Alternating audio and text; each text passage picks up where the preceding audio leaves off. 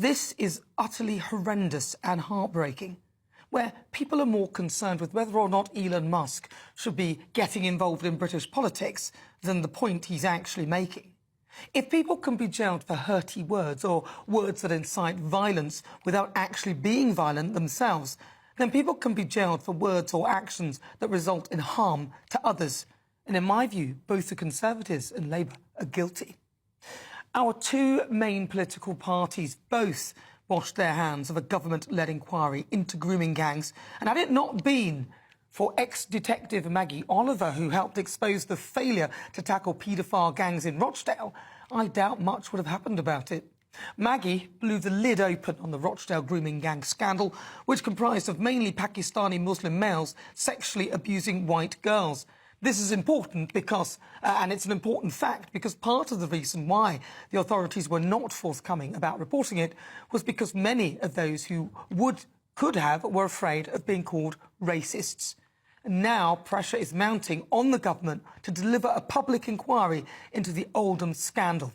Whistleblower Maggie Oliver said that she had no faith in the Prime Minister's desire to get to the bottom, to get to the truth, after Jess Phillips, the Minister for Safeguarding, although I'm not sure who else she's actually looking out for other than herself, said that it is for Oldham Council alone to decide to commission an inquiry into child sexual exploitation locally, rather than for the government to intervene.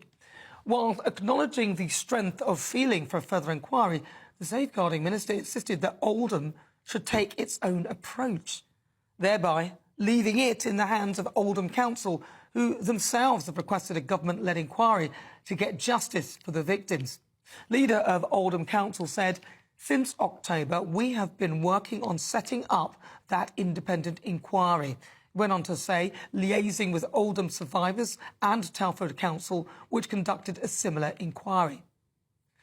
Well, it makes no sense. Which brings me to the conclusion that there is something to hide. Surely you'd want to get to the bottom of it, as it turns out, if it's somewhat of an epidemic. It's not just Rochdale and Oldham where these types of grooming gangs are rife.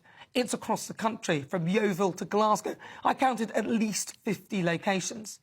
How Jess Phillips, a so-called safeguarding minister, can say that with a straight face, as if there's nothing to see here, is beyond me. If she genuinely thinks that, then she's not fit for purpose in her role. This story isn't going to disappear. And it turns out that this man, Sir Keir Starmer, was head of the CPS at the time. Now, I'm not suggesting for a minute that there is any wrongdoing. In fact, many report that Keir was behind getting